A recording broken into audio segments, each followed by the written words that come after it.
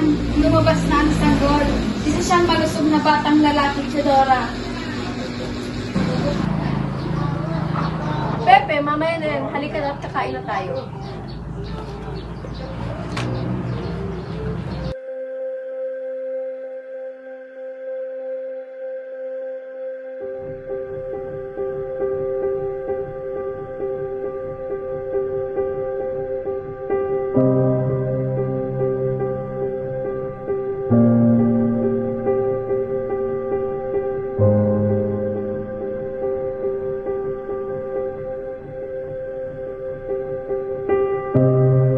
Ako si Jose Protasio Rizal Mercado y Alonso Rialonda.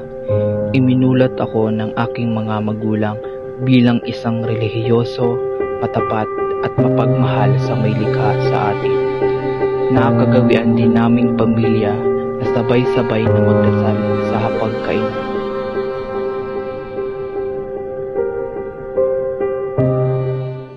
Eto anak, basahin mo.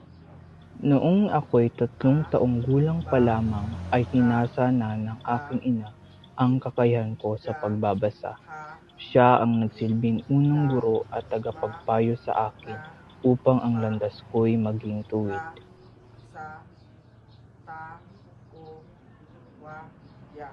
Mahusay anak, sadyang maangkin ka ngang katalinuhan. Nais mo bang basahan naman kita ng kwento? Sige po, inay. Ito ang kwento ng Gamu-Gamu.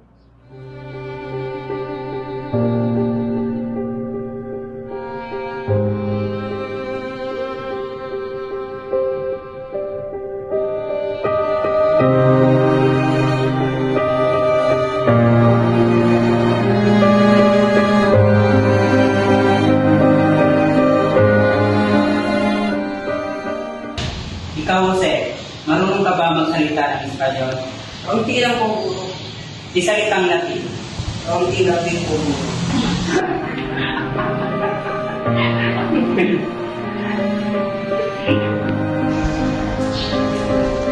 Ikaw, Jose, maliit ka ng bata, maliit pang ng Polisinito.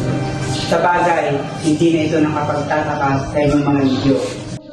Sabi niyan ay naranasan ko ang mga bagay na hindi ko sadyang nararanasan sa aming tahanan. Sabi niyo sa akin, ako na Naranasan ko din ikaw na, kutsain bangus, ng aking mga kamag-aral. Oo, mahina ako, ngunit ito ang kanilang tatandaan. Pagtawanan man nila ang aking lahi, ngunit kailanmay hindi ako magpapaapi.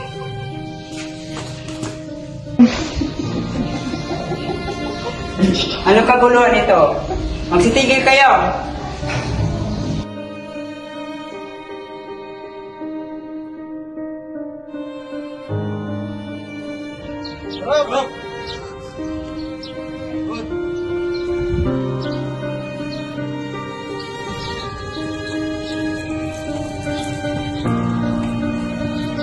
Ibitay ang 3 pari na saksihan ng aking kapatid na si Pasiano ang karumal-dumal na pagpatay sa 3 paring martir. Isang malapit na mag-aaral ni Padre Jose Burgos ang kuya, kaya't labis na kalungkutan at paghihinagbis na lamang ang kanyang naramdaman. Pagkatapos ng kamatayan ng Gumbursa, ang ina naman ay napagbintangan na nagbalak lasunin ang asawa ng kanyang kapatid na si Jose Alberto.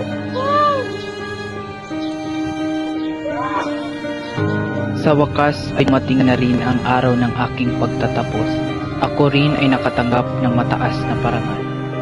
Bagamat kasiya-siya dahil ako'y nakapagtapos na sa aking pag-aaral sa Ateneo, tadhana na may hindi naging maswerte para sa amin si Gunda.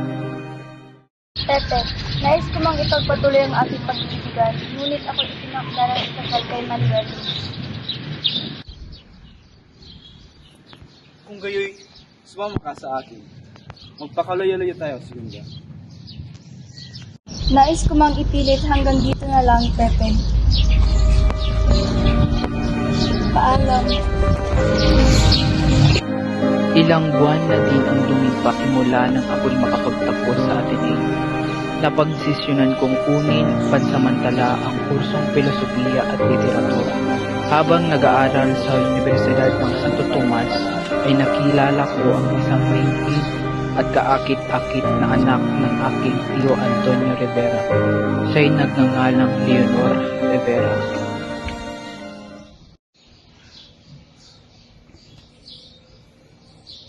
Leonor, kailanman hindi maging handa ang ating koneksyon sa dugo upang masabi ko lamang na ikay aking iniibig.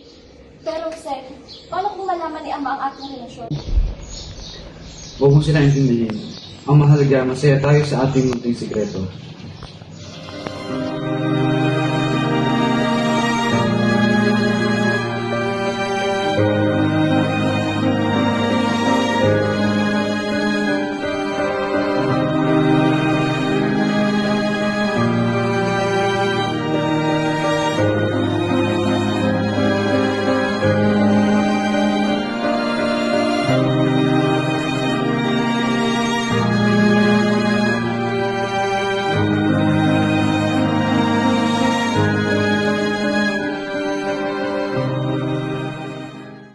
Pepe, nais kong magtungo ka sa Europa at mag-aral ng medisina at upang gawin ang nararapat para sa ating bayan.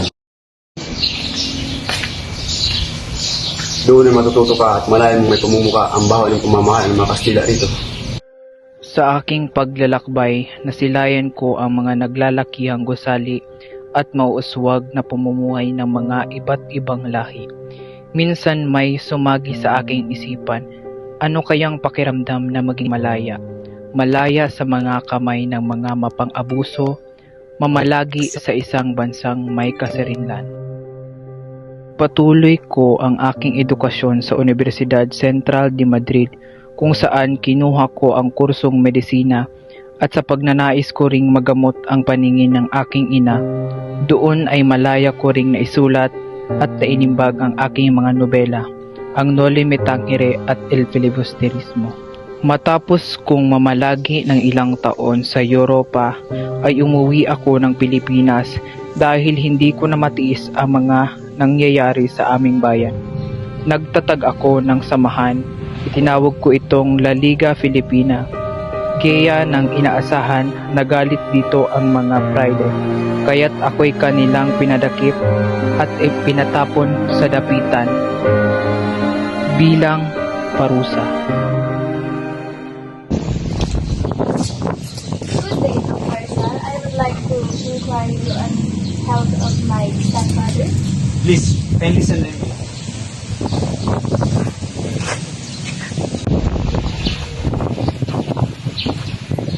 Thank you. Just by the way. Tuturot na rin. Nahulog ang loob naming dalawa sa isa't isa. Naging masaya ang aming pagsasama. Ninais naming magpakasal ngunit hindi kami pinagbigyan ng mga padre.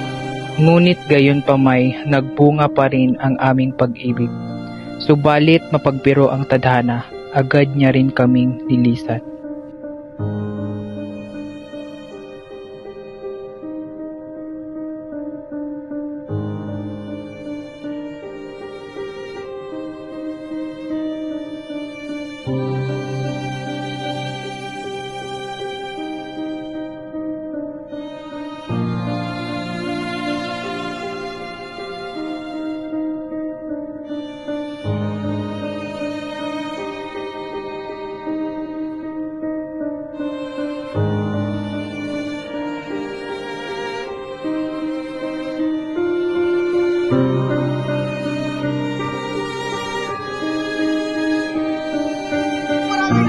Sa pananatili ko sa dapitan ng 4 na taon ay unti-unti nang umusbong ang Rebolusyong Pilipino.